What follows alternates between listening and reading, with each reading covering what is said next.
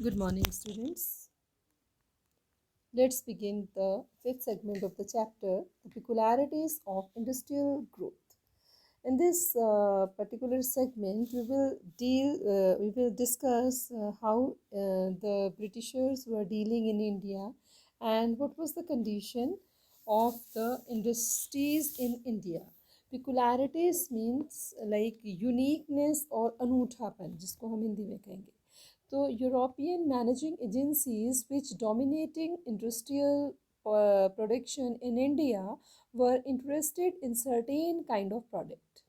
Certain kind of product. Remember last year we discussed the commercialization of land or commercial cultivation and related the kind of product.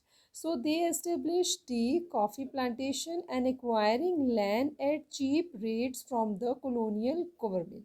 And they invested in mining, indigo and jute. Most of these were products required primarily for export trade and not for sale in India. Means यहाँ पर वो ऐसी चीज़ों के लिए interested थे जो कि यहाँ की क्वालिटी में अच्छी थी, टी और कॉफ़ी प्लांटेशन. फिर उन्होंने लैंड को भी एक्वायर किया चीप रेट में. फिर क्या किया, कॉलोनियल जो गवर्नमेंट थी उन्होंने यहाँ पर माइनिंग पर इन्वेस्टमेंट किया क्योंकि यहाँ से उनको रॉ मटेरियल भी मिल रहा था. फिर दूसरा था indigo and jute. They are also the part of commercial plantation. Like indigo they used for dyeing the cloth, and jute for it was a fabric, and most of these were product required primarily for export trade. मतलब ये सारे product किस लिए चाहिए थे, export rate के लिए चाहिए थे, not for sale India. India में इनकी वो समझते थे कोई ज़रूरत नहीं है, यहाँ कोई बिजनेस नहीं है, फैक्ट्री नहीं है. When Indian businessmen began setting up industries in the late 19th century, they avoided competing with Manchester goods in the Indian market. And since yarn was not an important for part of British import into India, the early cotton mills in India produced coarse cone yarn or thread rather than the fabric. मतलब पहले जिस पर इतना ध्यान नहीं देते थे तो वो सिर्फ रॉ और क्या कहते हैं कोर्स टाइप ऑफ जो टेक्सटाइल था वो बनाते थे. When yarn was imported was only the superior variety. अगर यहाँ पर बुन आता भी था तो वो अच्छी क्वालिटी का आता था. And the yarn produced in India spinning mills was used by handlooms weavers in Indian और exported to China. तो जो यान जो प्रोड्यूस किया जाता था वहाँ पर इन इंडियन, ठीक है, वो स्पिनिंग मिल्स में, तो वो क्या, या तो वो हैंडलूम में इस्तेमाल होता था या फिर वो इंडिया चाइना को एक्सपोर्ट कर दिया जाता था. So by the first decade of 20th century a series of changes effected. लेकिन आते आते क्या होता है, बहुत सारे चेंजेस हुए. वो क्या थे, पैटर्न ऑफ इंडस्ट्रियलाइजेशन दस एज द स्वदेशी. अब 20th आप सोचेंगे गांधीयन एरा की हम बात कर रहे हैं. Like Mahatma Gandhi reached in India from Africa 1915 and onwards that particular time many campaign started regarding this कि हमें किसी चीज़ की कमी नहीं है, हम बहुत अच्छे से हर चीज़ कर रहे हैं, लेकिन उसके बाद भी हमारे यहाँ प्रोडक्शन कम है. तो स्वदेशी मूवमेंट जब शुरू हुई, Swadeshi I think everyone knows about कि ये एक ऐसी कैंपेन था, एक ऐसी मुहिम थी जो गांधी जी ने चलाई कि हम अपने देश का ही सब कुछ इस्तेमाल करेंगे, कोई प्रोडक्ट है या फिर कपड़ा है. Gathered momentum, nationalism mobilized people to boycott foreign cloth. उन्होंने बहिष्कार किया विदेशी कपड़ों का.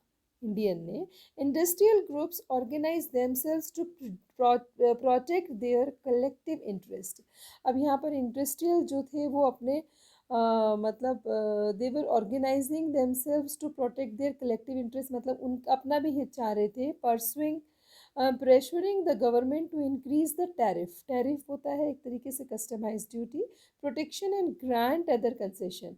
वो गवर्नमेंट से चाह रहे थे कि टैरिफ की तरफ ध्यान दिया जाए, जो शुल्क है आयात पर तो वो ज़्यादा किया जाए और एक्सपोर्ट पर कम किया जाए, ठीक है, और प्रोटेक्शन दी जाए इन मतलब ये जो हमारे क्राफ्ट्स हैं इनको और यहाँ की इंडस्ट्रीज़ को. ग्रांड द अदर कंसेशन, और भी कंसेशन की बात हो रही थी. So from 1906 moreover the export of Indian yarn to China denied since produced from Chinese and Japanese mill. अब क्या होने लगा, जो पहले हमारे यहाँ से इंडिया का जो यान था वो चाइना को जाता था और चाइनीज़ और जापानीज़ मिल्स को चला जाता था, फ्लडेड द चाइनीज़ मार्केट। ठीक है, वहाँ उनके मार्केट भरे हुए थे। So industrialist in Indian began shifting from yarn to cloth. अब उन्होंने क्या किया, धागा नहीं, हम कपड़ा बना के बेचेंगे जिससे ज़्यादा फायदा होगा।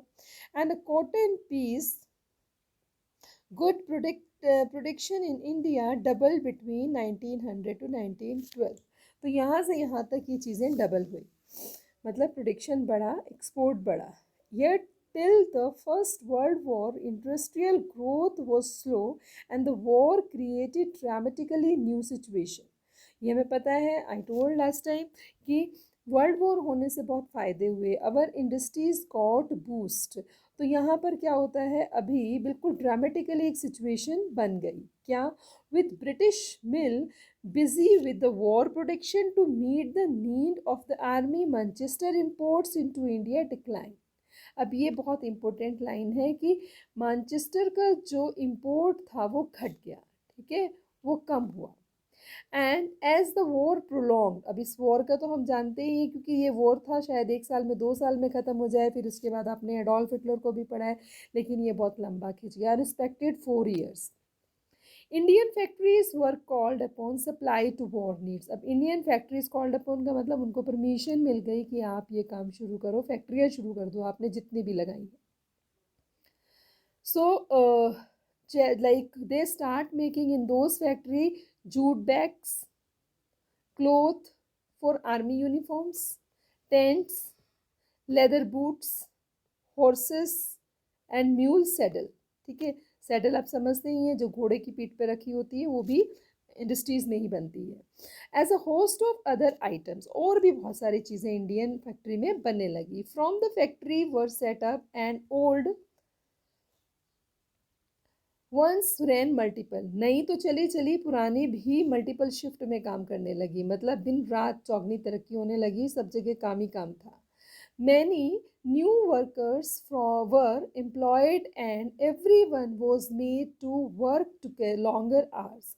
हर किसी को ज़्यादा काम मिलने लगा। Over the war year industrial production boomed, मतलब ये बहुत छोटा हुआ, आगे तक बढ़ा।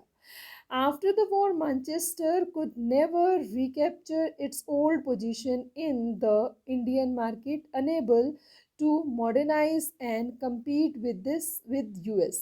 इतना कि यहाँ अब मैनचेस्टर तो वापस कभी अपनी पोजीशन नहीं ले सका इंडियन मार्केट में, लेकिन यूएस जैसे भी, जर्मनी, जापान और economy of Britain crumbled after the war.